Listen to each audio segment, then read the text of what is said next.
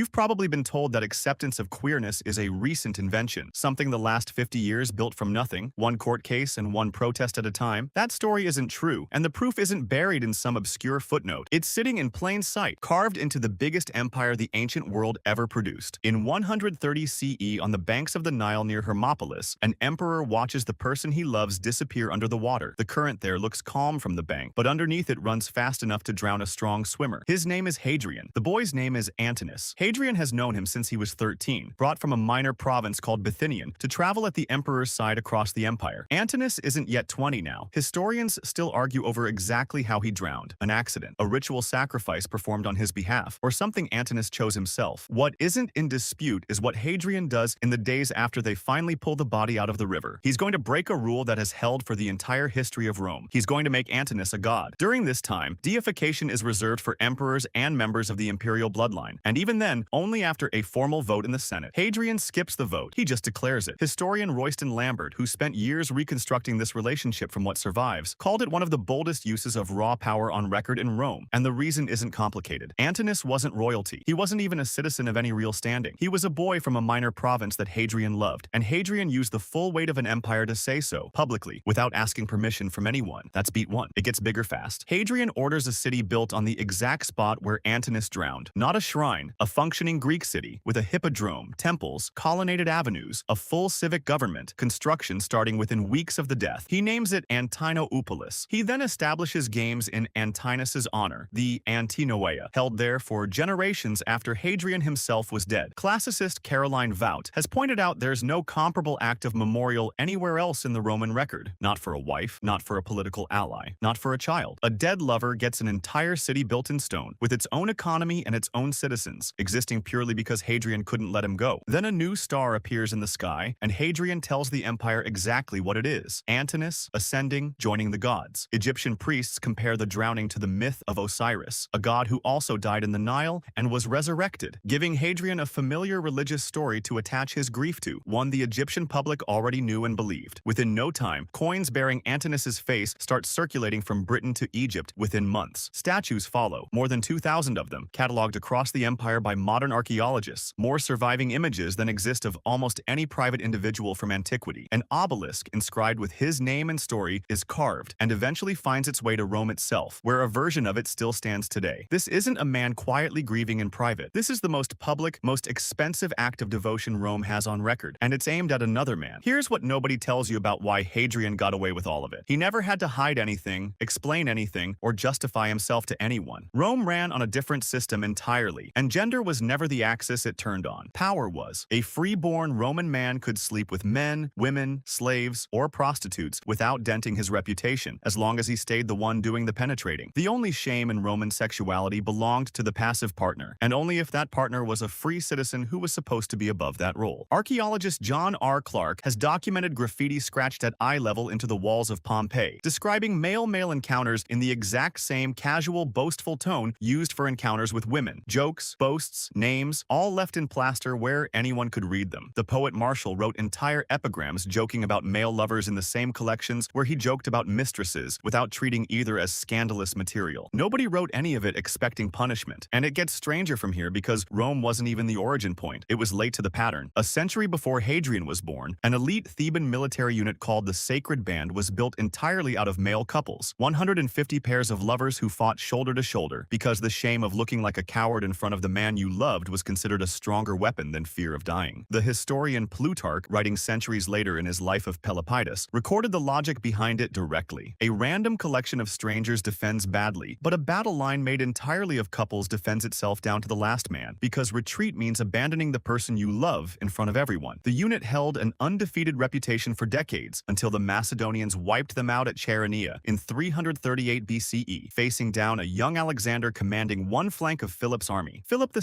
reportedly stood over their bodies afterward and wept, because every one of them had died exactly where they stood, in formation, none of them broken, none of them running. Go back further. In Saqqara, Egypt, two men named Niankkhnum and Khnumhotep were buried together in one shared tomb around 2380 BCE, both holding the title of royal manicurist, both attached closely to the palace. When archaeologist Ahmed Musa's team opened the tomb in 1964, they found the men carved nose to nose, embracing, in the exact pose Egyptian funerary art reserved for for husbands and wives. Both men have wives and children depicted elsewhere on the walls, painted smaller and more distant. Neither is shown holding his wife the way he's shown holding the other man. Some Egyptologists have argued the two were simply twins, but nothing else in Egyptian funerary tradition shows twins or any two men embracing that way. Whatever the two of them were to each other, the artists commissioned to represent it for eternity chose the language of marriage to do it. Keep going back. In Mesopotamia, the goddess Inanna held a specific documented power, turning men into women and women into men, a power described directly in the myth of her descent into the underworld. Her temples employed Gala priests, whose gender the surviving cuneiform texts refused to classify as strictly male or female, and whose ritual laments were composed in a dialect of Sumerian, normally reserved for women's speech. Assyriologist Julia Asante has written extensively on a related category, the Asinu, temple servants associated with Inanna, whose identity existed outside the standard binary the rest of Mesopotamian law recognized. At least one Gala priest is recorded rising out of the temple and into the throne itself, eventually ruling as king of Ur. And the blessings written for these priests weren't set apart from anyone else's. The Almanac of Incantations, one of the oldest surviving ritual texts on Earth, blesses same-sex couples using the exact same neutral language it uses for everyone. This wasn't tolerance in the modern sense of the word, it was indifference. As far as the record shows, the question of who you loved never registered as a question worth asking, let alone answering. Move forward to Han Dynasty China. Emperor Ai was so devoted to a court official named Dong Xian that when he found him asleep on his sleeve, he cut the fabric off rather than wake him. Historian Brett Hinch, who traced this history through his book on the subject, has shown how the cut sleeve became standard poetic shorthand for male love in Chinese literature for centuries afterward. Printed, performed, taught in court circles, never whispered. It joined an older idiom with the same meaning, the bitten peach, from a story about Duke Ling of Wei and a favored courtier named Mizzi Xia, who once shared a half-eaten peach with the Duke as a gesture of loyalty and affection. Both phrases outlived the men who inspired them by well over 1,000 years, still used, still understood, long after the courts that produced them were gone. Move forward again to Mughal India. Emperor Jahangir wrote his own attraction to men directly into his memoir, the Jahangirnama, under his own name, describing it with the same candor he used for every other part of his life. His court poets set male love to verse and performed it in front of the throne. That tradition didn't start with them. Centuries earlier, the poet Amir Khusrau had already built an entire body of Persian and Sufi verse around love between men, and Mughal court poets simply inherited it and carried it further. The tradition never treated loving a man and loving a woman as separate categories of worth. Both counted as the soul reaching for beauty, and both were fair game for the highest literary forms the empire produced. Move forward once more to Edo period Japan. The wakashu were young men who held their own recognized social category, courted openly by adult men, with an entire literature and aesthetic built around them, formalized in the writings of Ihara Saikaku, whose stories treated relationships with wakashu as a completely ordinary subject alongside relationships with women. The onagata performed as women on stage and were sought after off it. Buddhist monasteries had their own version of this tradition too, in relationships between monks and young attendants called chigo, documented in temple records without condemnation. None of this operated in the shadows. Buddhism and Shinto never flagged any of it as sin. It ran in plain daylight for centuries, shaping fashion, poetry, and theater at the same time. 6 civilizations, 6 unrelated belief systems, 4 continents, more than 3,000 years between the earliest and the most recent. None of them borrowed the idea from each other. None of them needed to. This is what happens when nobody's told people not to. So the real question was never whether any of this happened. It's what took it apart. You see, the cult of Antinous, the temples, the coins, the statues, the entire religious machine Hadrian built, didn't fade out on its own. It was shut down on purpose. In 391 CE, once Christianity became Rome's official religion, Emperor Theodosius issued the Edict of Thessalonica and a wave of follow-up decrees banning pagan worship outright. Historian Thorsten Opper, who curated the British Museum's major study of Antinous, has traced how his temples were defaced and his priesthoods dissolved within a single generation. Something that had survived 200 years, backed by the machinery of an entire empire, was gone in one. The same pattern repeats everywhere on this list. Different centuries, different empires, different excuses, but the same result. Something that once lived openly gets classified as sin and erased from the record within a generation. This is where it stops being about them and starts being about you. Because the version of this history you were handed treats acceptance as something new, built slowly, painfully, for the first time in your lifetime, against a backdrop of ancient and universal disapproval. That's not what the record shows. You weren't taught that a Chinese emperor's devotion to another man became a standard literary reference for centuries. You weren't taught that a Mughal emperor put his own attraction to men in writing under his own name, in a book meant to be read for generations. You weren't taught that an entire Theban army once organized itself around the idea that love between men men made better soldiers, not worse ones. That absence isn't an accident. Somebody had to actively remove it for you to grow up without it. What gets called progress, in most of these cases, isn't new ground. It's recovery. Archaeologists reopening a sealed tomb in 1964. Assyriologists retranslating cuneiform tablets nobody had read in 1,000 years. Every one of them found the same thing sitting underneath. Proof this never needed defending, because for most of human history, it didn't have to be. And that leaves you with something harder to sit with. A 2,000-year-old cult, backed by an emperor, cemented in stone across an entire empire, got erased inside a single generation once the right people decided to erase it. Permanence was never the deciding factor, power was. Whoever holds the pen decides what counts as history, and what gets filed away as a footnote too inconvenient to teach. And that's true whether the pen belongs to an emperor, a church, or a government deciding what history should look like. The river outside Hermopolis still runs the same way it did in 130 CE, slow on the surface, violent underneath. Somewhere between an emperor's grief and your own history class, the second half of that fact got left out on purpose by people with a reason to leave it out. The only thing that's really changed is how long people are willing to look before they decide to stop.